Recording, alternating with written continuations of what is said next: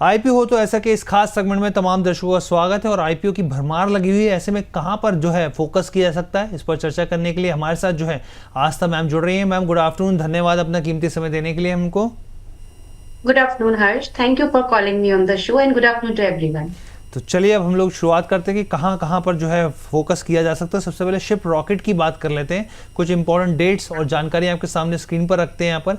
तो आप देखिए शिप रॉकेट जो है यहाँ पर 12 से लेकर 14 अगस्त तक खुला रहेगा। लिस्टिंग की जो डेट है वो वेडनेसडे 19 अगस्त को होगी। फेस वैल्यू 10 रुपये प्रति शेयर के भाव है। प्राइस बैंड 92 रुपीज़ से लेकर 97, अपर प्राइस बैंड 97 है और एक लॉट में 154 शेयर होते हुए दिखेंगे। इसके अलावा अगर आप आगे बढ़ेंगे तो टोटल इशू साइज अगर आप देखेंगे यहाँ पे तो 1617 करोड़ का है। यहाँ पर फ्रेश इशू जो है अगर आप देखेंगे तो 885 करोड़ का और ऑफर फॉर सेल जो है 732 करोड़ का है यहाँ पर, यानी कि फ्रेश इशू और ऑफर फॉर सेल जो वो दोनों हैं। इसके अलावा चलिए ग्रे मार्केट प्रीमियम है, एक बार फाइनेंशियल भी हम लोग दिखा देंगे आपको, लेकिन 34 रुपये के आसपास जो है ग्रे मार्केट प्रीमियम है। अपर प्राइस बैंड 97 है और 131 के भाव पर जो है इसकी लिस्टिंग की संभावना दिख रही है, यानी कि 35% का जबरदस्त अपसाइड दिख रहा है। फाइनेंशियल्स को एक बार दिखा लेते हैं यहाँ पे, इसके फाइनेंशियल्स क्या कह रहे हैं यहाँ पर, तो वो आपके सामने रख देते हैं। ये देखिए एसेट्स क्वालिटी जो है आपके सामने 2024, 25, 26 की टोटल इनकम जो है वो आप देखिए साल दर साल के हिसाब से बढ़ रही है। अगर आप प्रॉफिटेबिलिटी की बात करेंगे, कंपनी लॉस मेकिंग है, जी हाँ लॉस पिछले कुछ सालों में कम हुआ है। यहाँ पे देखिए 2024 में बड़ा लॉस था 600 करोड़ का, फिर 74 करोड़, फिर 79 करोड़ के आसपास। एबिटा में भी यही रिफ्लेक्शन देखने को मिल रहा है और बोरिंग देखेंगे तो बढ़ती हुई दिख रही है। अपने दर्शकों को बता दें कि जो शिप रॉकेट है एक मर्चेंट फर्स्ट जो बेसिकली एनेबल्ड प्लेटफॉर्म है जो कि एमएसएमई के लिए जो है ऑनलाइन और ऑफलाइन बिजनेस जो है वो मैनेज करती है और स्केल करने में मदद करती है। लॉजिस्टिक हो, चेकआउट्स हो या क्रॉस बॉर्डर ट्रेड्स हो, उस पर फोकस रहता है यहाँ पर। मैम ये जो शिप रॉकेट है इसके फंडामेंटल्स क्या कह रहे हैं मैम, क्योंकि प्रॉफिटेबिलिटी में तो देख रहे हैं जैसे पिछले कुछ समय में एक हमने सिनेरियो देखा था कि एकदम से बड़ा लॉस होता था फिर घटते घटते कम हो जाता था। प्रॉफिटेबिलिटी में तो यही चीज दिख रही है मैम। देखिए हर्ष, इससे पहले एक ये बिजनेस मॉडल समझना बहुत जरूरी है। जी सपोज करिए मैं कोई भी मर्चेंट हूँ और मेरे को कुछ भी बेचना है, XYZ कोई भी एपरल्स मेरे को बेचने हैं, तो किसी ने मेरे से ऑर्डर भी ले लिया है। मेरा पहला सवाल ये होगा, मैं कौन सी कुरियर कंपनी सेलेक्ट करूं, मैं कैसे ट्रैक करूं, मतलब मैं जो मेरे कस्टमर को जो मैंने बेचा है वो उसके डोर स्टेप तक पहुंच जाए, वहां तक के जितने भी स्टेप्स हैं वो सब मैं सोच रही हूँ। तो शिप रॉकेट यहाँ पे बीच में आता है, वो आपके लिए सब करके देगा। आपके यहाँ से जो मर्चेंट के यहाँ से डिलीवरी लेके कस्टमर के डोर स्टेप तक पहुंचाने के बीच में जितने भी स्टेप्स हैं वो सारे शिप रॉकेट आपके लिए करेगा। वो कुरियर वाले को भी आपके लिए सिलेक्ट कर लेगा, जैसे क्योंकि मल्टीपल कुरियर वाले रहते हैं, किसको करना है, फिर बीच में कहीं अटका तो नहीं माल, कौन से कोड पे जाना है, क्या करना है, मतलब मर्चेंट बिल्कुल यहाँ पे पूरा टेंशन फ्री होता है। ये सब काम अगर हम बड़े बड़े ई कॉमर्स प्लेयर देखें कि अमेजोन हो गए, फ्लिपकार्ट हो गए, ये लोग खुद करते हैं ये काम, लेकिन ये जो शिप रॉकेट काम कर रहा है ये मर्चेंट्स के लिए कर रहा है, जो स्मॉल मर्चेंट्स हैं। इसीलिए इसे मर्चेंट जिसे हम कहते हैं सेवी प्लेटफॉर्म बोला गया है।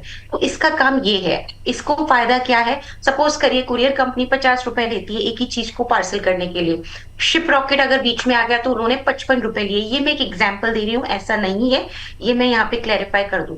वो जो 5 रुपए का स्प्रेड है वो शिप रॉकेट को मिलेगा।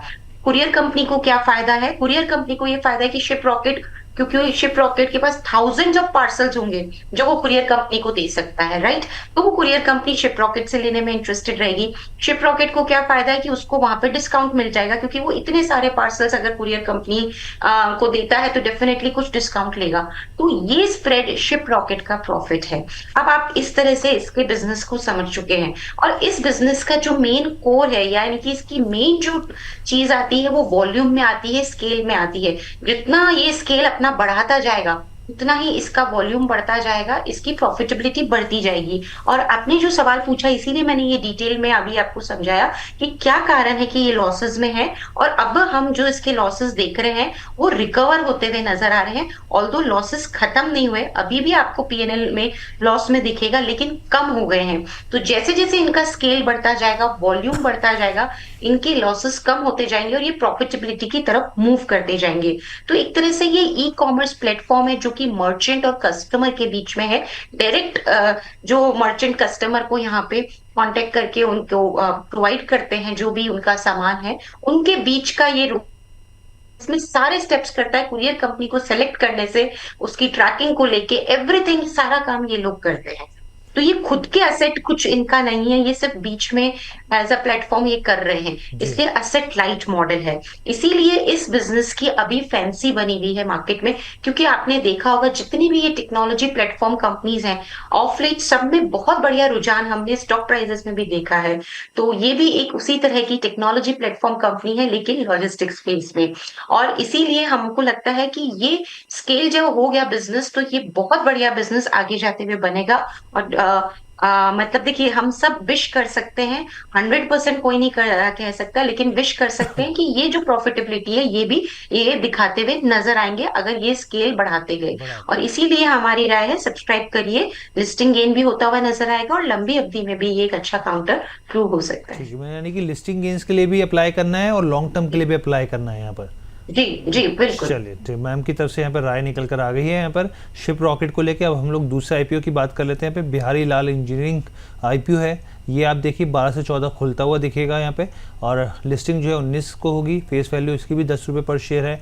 प्राइस बैंड जो है 271 से लेकर 285 रुपये है। एक लॉट में 52 शेयर्स होंगे यहाँ पर। इसके अलावा अगर आप आगे बढ़ेंगे यहाँ पर तो देखिए टोटल इशू साइज़ 302 करोड़ का है, छोटा है यानी भी साइज़, और फ्रेश इशू जो है वो 93 करोड़ का, जबकि ऑफर फॉर सेल का नंबर जो है वो 209 करोड़ का, यानी कि माल जो है प्रोमोटर्स जो है वो बेच के निकलेंगे। इसके अलावा यहाँ पर अगर आप आगे बढ़ेंगे यहाँ पर तो एसेट्स की बात करेंगे यहाँ पर 2024, 25, 26 के हिसाब से, तो यहाँ पर देखिए एक अच्छी ग्रोथ है। टोटल इनकम की बात करेंगे साल दर साल के हिसाब से एक हल्की बढ़ोतरी देखने को मिलेगी, और वही सिनेरियो आपको प्रॉफिटेबिलिटी में भी दिखेगा और एबिटा में भी दिखेगा। बोरिंग जो है वो घटती हुई दिखी है पिछले कुछ समय में, अगर आप दो साल का ट्रैक रिकॉर्ड उठाकर देखेंगे तो। ग्रे मार्केट प्रीमियम क्या कह रहा है, 74 रुपये, और यहाँ पर 285 का अपर प्राइस बैंड है। 359 के आसपास की लिस्टिंग की संभावना, 25 से 26% की जो है लिस्टिंग की संभावना दिख रही है। कंपनी जो है बिहारी लाल इंजीनियरिंग जो है वो पंजाब के मंडी के जो एस्टेब्लिशमेंट है इसका यहाँ पर, और integrated iron and steel manufacturing company है यहाँ पर जी। और इसके अलावा मंडी गोविंदगढ़ जो है इसका पूरा नाम है यहाँ पर, मतलब जगह है यहाँ पर, इस हिसाब से आप देखेंगे यहाँ पर तो। और कस्टमाइज इंजीनियरिंग सॉल्यूशन और प्रिसिशन जो इंजीनियरिंग कंपोनेंट्स है कंपनी वो बनाती है, इसमें मेटल रोल्स हो गए, इंजीनियरिंग कास्टिंग हो गई, अलॉय स्टील्स हो गए, फॉर्जिंग हो गए, और ये तमाम चीज़ें बाकी। हालांकि मैम जो है इस पर और अच्छे से क्लैरिटी देंगी। मैम कैसा लग रहा है आईपीओ, क्या बिजनेस मॉडल है और क्या सलाह रहेगी? बिजनेस मॉडल मैं हमेशा जोड़ देती हूँ, आप बिजनेस मॉडल को समझिए, बहुत सारी कहानी बिजनेस मॉडल ही कहते हैं किसी भी आईपीओ के लिए। बिहारी लाल इंजीनियरिंग एक सिंपल स्टील मैन्युफैक्चरिंग वाली कंपनी नहीं है। ये लोग क्या करते हैं कि स्टील मैन्युफैक्चरर से जो कंपोनेंट्स है वो लेके कस्टमाइज्ड बना के ये आगे कस्टमर को देते हैं। जैसे कि सपोज करिए आपको कोई भी ऐसा स्टील का प्रोडक्ट चाहिए जो आपके पर्टिकुलर मशीन में, जो आपकी मशीन की शेप है, साइज है, उसमें फिट हो, तो यहाँ पे बिहारी लाल इंजीनियरिंग आ जाते हैं रोल के अंदर। क्योंकि ये लोग करते हैं, कस्टमाइज करके बना के देते हैं, और ये नॉर्मल एक कमोडिटी प्रोड्यूसर नहीं है, ये एक तरह से वैल्यू एडेड, ये स्पेशलाइज्ड स्टील मटेरियल कह सकते हैं, और कंपोनेंट्स बनाते हैं जो कि आपके फैक्ट्रीज में या फिर इंजीनियरिंग और वेरियस एप्लीकेशन में काम में आते हैं। तो इनका काम ये है, और ये बहुत ही बढ़िया आप कह सकते हैं बिजनेस मॉडल है। अगर ये कमोडिटी प्रोड्यूसर होते तो डेफिनेटली इतना यहाँ पे अट्रैक्टिवनेस नहीं रहती बिजनेस मॉडल को लेके, लेकिन ये नॉर्मल कमोडिटी प्रोड्यूसर नहीं है, जैसे कोई टाटा स्टील या जेएसडब्ल्यू स्टील जो सिंपल स्टील बना रहे हैं, वैसा इनका काम नहीं है। तो डेफिनेटली इस तरह का जो काम है उसकी फैंसी थोड़ी सी ज्यादा होती है, और हम देख भी रहे हैं मार्केट में काफी अट्रैक्टिवनेस है। और इस बिजनेस मॉडल को लेके फाइनेंशियल परफॉर्मेंस ठीक है, वैल्यूएशन भी ठीक है, मैं ये नहीं कहूंगी बहुत रीजनेबल किया। 18 के प्राइस टू अर्निंग मल्टीपल पे आ रहे, थोड़ा और कम करते तो और भी अच्छा रहता था, लेकिन ठीक ठाक वैल्यूएशन है। क्योंकि एक दो जो इनके पेयर्स हैं वो 15-16 पे ही चल रहे हैं, जिसमें जयसवाल नेको एक कंपनी है। तो मैं यहाँ ठीक ठाक वैल्यूएशन मानती हूँ, और इसलिए मेरे हिसाब से यहाँ पे भी लिस्टिंग गेन होने की उम्मीद है। बट मैं बहुत बड़े लिस्टिंग गेन की बात नहीं कह सकती हूँ, बट हाँ लिमिटेड लिस्टिंग गेन या फिर लंबी अवधि के लिए लगाना हो तो इसमें लगाया जा सकता है। तो सब्सक्राइब की रेटिंग इस आईपीओ को भी हमारी तरफ से। इसमें भी क्या लिस्टिंग गेंस और लॉन्ग टर्म के हिसाब से लगाना है, सिर्फ लिस्टिंग गेंस के लिए लगाना है मैम? देखिए लिमिटेड लिस्टिंग गेन मैंने बोला, तो छोटे मोटे लिस्टिंग गेन होने चाहिए, और बड़े हो गए तो और भी अच्छी बात है, लेकिन हाँ मुझे ऐसा लगता है कि थोड़ा सा वैल्यूएशन और कम करते तो और अच्छे लिस्टिंग गेन होते, तो स्मॉल लिस्टिंग गेन के लिए लगा सकते हैं, और लंबी अवधि के लिए, दोनों के लिए ही लगाने की सलाह। चलिए ठीक है, thank you so much Aastha ma'am, धन्यवाद आप हमारे साथ जुड़े और हर बार की तरह बेहतरीन जानकारी साझा की मैम, थैंक यू हमारे साथ जुड़ने के लिए। और हर्ष, एक और बात मैं बोलना चाहूंगी जाते जाते, कि दोनों कंपनीज में से अगर रैंकिंग करनी हो तो पहले नंबर पे बिल्कुल शिप रॉकेट रहेगा, तो वहां पे बिल्कुल नजर बना के कई बार रखिए। मैम आप रैंकिंग को लेके बोलते हैं इसलिए मैंने क्वेश्चन वो लिया नहीं, लेकिन ठीक है मैम। जी जी। चलिए थैंक यू सो नहीं, मच। अभी हमारे बहुत सारे व्यूअर्स देख रहे हैं, इतने आईपीओस की बाढ़ लगी है, और सबको फंड्स का अरेंजमेंट करना पड़ता है, जी ये हमें भली भांति हम जी जी लोग समझ सकते हैं। तो प्लीज इस हिसाब से आप लगाइए कि शिप रॉकेट में आपका पहले नंबर पे रैंकिंग रहे, और उसके बाद आप चाहें और फंड्स की सुविधा हो तो बिहारी लाल इंजीनियरिंग ठीक, करें। थैंक यू धन्यवाद ma'am. Harsh. Thank you ma'am. Thank you. Thank तो यू। तो ये ओवरऑल आईपीओ का सेगमेंट था, तो फिलहाल के लिए इस सेगमेंट को यहीं पर समाप्त करते हैं।